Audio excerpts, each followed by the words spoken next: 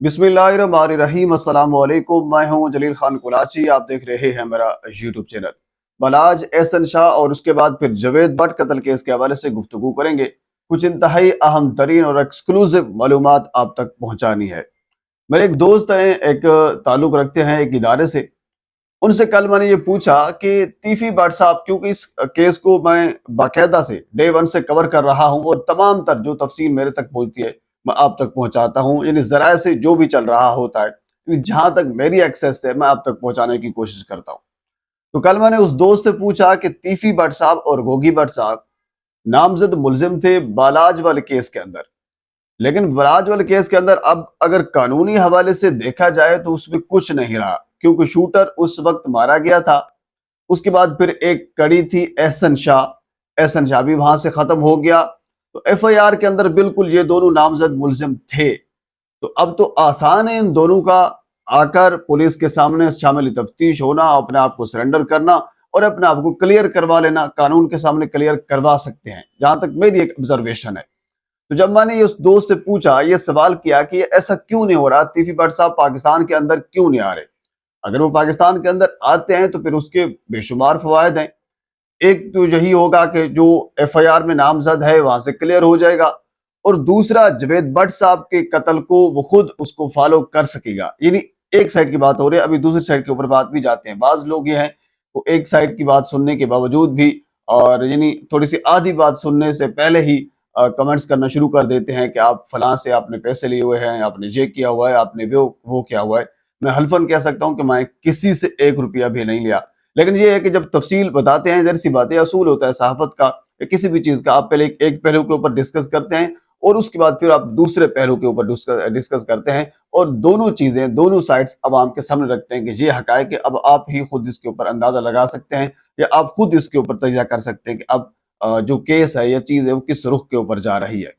तो बहरहाल तीफी भट्ट साहब के ये दो फवायदे हो सकते हैं। जो बलाज वाला केस है उसके अंदर वो क्लियर हो सकते हैं, और जावेद भट्ट साहब का जो कत्ल हुआ है उसको फॉलो कर सकते हैं। और अगर तीफी भट्ट साहब खुद फॉलो करेंगे तो फिर मामलात किसी और नहज पर जाएंगे। तो इसके ऊपर उस मेरे दोस्त ने, एक मखसूस इदारे से ताल्लुक रखता है, उसने ये कहा है कि अब बेसिकली मकसद ये है कि पुलिस जो जिस तरह पहले होती थी, तीफी भट्ट साहब के इशारों के ऊपर नाचती थी, और बहुत से अफसरान उनके दोस्त भी थे, उनसे पैसे भी लेते थे, उनके काने भी थे, बहुत कुछ मामलात थे, और उनका एक डर और रौब और दबदबा भी था। लेकिन अब की जो पुलिस है उसके मुताबिक वो उनसे मैनेज नहीं हो पा रही। उसने कोशिश की है और इंगेज करने की, वो पुलिस उनसे मैनेज नहीं हो पा रही, जिसकी वजह से वो पाकिस्तान के अंदर वापस नहीं आ रहे। अच्छा, ये अल्फाज उस मेरे दोस्त ने नहीं कहे, मुझे वहां से फिर थोड़ा सा एक हिंट मिला। ये आपने एक दो दिन पहले जो लावा पहलवान है अलाउद्दीन उल्फ लावा, उन्होंने भी अपने व्लॉग के अंदर, अपनी गुफ्तगू के अंदर ये बात भी कही थी कि अब पुलिस तीफी भट्ट साहब से मैनेज नहीं हो रही, जिसकी वजह से वो वापस पाकिस्तान के अंदर नहीं आ रहे। हालांकि वो वापस पाकिस्तान के अंदर आना चाहते हैं और मामलात को खुद हैंडल करना चाहते हैं, क्योंकि तीफी भट्ट साहब का एक वतीरा यह भी रहा है कि जितने भी कत्ल उन्होंने करवाया है, वो शूटर के साथ खुद जाते थे, जाए वकुआ के ऊपर खुद जाते और खुद उसको पीछे से लीड करते, लीड करने के बाद फिर वो शूटर जो होता है वो शूट करता। आपको शायद आपने सुना होगा जब ट्रका वाले खानदान में से टीपू को जब एयरपोर्ट के ऊपर मारा गया था, तो उस वक्त वो शूटर था, वो शूटर यानी नहीं मारना चाह रहा था, 2-3 मरतबा उन्होंने मिस किया। तो फिर टीफी ने उसको कहा कि अगर आप नहीं मरना चाहते, अगर आप मिस कर रहे हैं तो फिर आप मुझे बता दें, मैं मरने के लिए तैयार हूं। तो उसके बाद फिर उन्होंने अटैक किया, और खुरम एजाज मेरे ख्याल में उसका नाम था, इस वक्त वो शेखुपुरा जेल के अंदर मौजूद है। तो तीफी भट्ट का यह वतीरा है कि वो हर जगह के ऊपर खुद मौजूद होते हैं और अपनी निगरानी में काम करवाना चाहते हैं। तो ये जो तीफी अपना जावेद भट्ट साहब वाला मामला है, इसके अंदर भी वो खुद आना चाहते हैं और बाकी सारे मामलात को खुद देखना चाहते हैं, अपनी निगरानी में करवाना चाहते हैं। लेकिन मामला सिर्फ यही है कि इस वक्त जो पुलिस है वो मैनेज नहीं हो रही। इवन के चलो हो सकता है जो पहले वाली पुलिस थी या कुछ अफसरान उससे मैनेज हो जाते, और बाद में जब जो एक पैनल ऑफ ऑफिसर के नाम से एक 4 रुकनी टीम बनाई गई थी, जो एक तफ्तीशी टीम है जिसमें 2 एसपी और 2 डीएसपी मौजूद हैं, वो तो बिल्कुल किसी उसका ताल्लुक किसी ग्रुप से नहीं। ये नहीं कि तीफी भट्ट के साथ वो मैनेज नहीं हो रही थी तो ट्रक वाला जो खानदान है उन्होंने पुलिस को मैनेज कर लिया है, ये भी नहीं है। पुलिस इस वक्त दोनों ग्रुपों के साथ मैनेज नहीं हो रही। उसकी वजह यह है कि जो आला अफसरान है उन्होंने जो नीचे वाले तफ्तीशी और बाकी चीजें जो लगाई हैं वो इन दोनों खानदानों को एक देख कर, ताकि इन दोनों खानदानों से और अंडरवर्ल्ड से किसी भी ऐसे अफसर का ताल्लुक ना हो जहां तक इनकी एक्सेस हो और जहां तक मामला जो है वो गड़बड़ हो सके। और बाकी जुबैद भट्ट कत्ल का इसके हवाले से अगर बात की जाए तो उसकी तफ्तीश भी इसी वजह से आगे नहीं बढ़ पा रही, क्योंकि शूटर के बयान आपको मैं 12 वीडियोस के अंदर बता चुका हूं।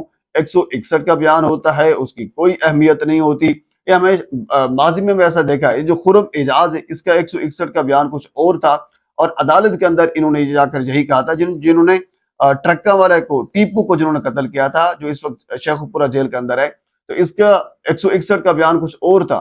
जब ये बंदा जेल के अंदर गया, इस पे अदालत के अंदर गया, तो फिर उन्होंने ये कहा था कि मेरे भाई की एक रंजिश थी टीपू के साथ, जिसकी वजह से मैंने उसको खुद अपने भाई की रंजिश की वजह से मारा है। तो बंदा पूछे, जो आप तीफी के साथ बैठ कर गए थे उसकी लोकेशन और आपकी लोकेशन एक आ रही थी, तो वो आप क्या कर रहे थे वहां पे? सवाल निशान तो मौजूद है, सवाल निशान नहीं बल्कि बिल्कुल वाजे तौर पर ये सारी चीजें मौजूद हैं।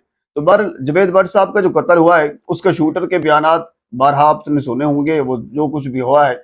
लेकिन जब 164 का बयान अदालत के अंदर होगा तब जाकर मामला जो है वो हमें पता चलेगा कि केस किस रुख के ऊपर जा रहा है। टीफी भट्ट साहब पाकिस्तान के अंदर, जहां तक मेरी ऑब्जर्वेशन है, जहां तक मेरी ज़राए हैं, वो ये कंफर्म कर रहे हैं कि वो आना चाहते हैं और मामलात को देखना चाहते हैं, क्योंकि 164 का बयान इन शूटर्स ने देना है जिसकी अहमियत है। और 164 के बयान की वजह से फिर मामला जो है वो आगे तय होंगे, केस का रुख जो है वो हमें पता चल जाएगा। और जहां तक मेरी ऑब्जर्वेशन है, जहां तक जराए बता रहे हैं, और आरिफ भट्टी जो एक मेन किरदार था, और इन्होंने शूटर्स ने भी यही कहा है कि हमें आरिफ भट्टी ने भेजा। अदालत के अंदर जाकर भी इन लोगों का यही बयान होगा कि हमें आरिफ भट्टी ने भेजा। आरिफ भट्टी का ताल्लुक आगे अमीर मसलब से था या किसी और से था, ये एक अलग की बात है। और जराए, कुछ जराए ये भी कंफर्म कर रहे हैं कि आरिफ भट्टी पुलिस, हालांकि पुलिस जराए तो मैंने गुज़श्ता वीडियो के अंदर ये बताया था आपको, उन्होंने ये कहा कि हम तो थक चुके हैं, पूरा पाकिस्तान ढूंढ लिया है, आरिफ जो बंदा है वो पाकिस्तान के अंदर नहीं मिल रहा, जमीन खा गई या फिर आसमान उसको निकल गया है, उसको कोई पता नहीं चल रहा वो कहाँ पे मौजूद है। लेकिन कुछ जराए ये कंफर्म कर रहे हैं कि वो बंदा पाकिस्तान से बाहर चला गया है और किसी टाइम भी वो वापस आकर, हालांकि इंटरम बेल के हवाले से कुछ लोगों ने ये गुफ्तगू की थी लेकिन वो वाज़ेह तौर पर तो नहीं आ सकी। लेकिन ये भी जराए दावा कर रहे हैं कि वो वापस आकर यानी उस टाइम हमारे सामने आएगा जिस टाइम उनके पास इंटरम बेल होगी, और उसके बाद फिर वो शामिल तफ्तीश होगा, और उसके बाद फिर जो केस का रुख है वो भी हमें देखने को मिलेगा कि अब केस उस जान फिर किस साइड के ऊपर जाता है।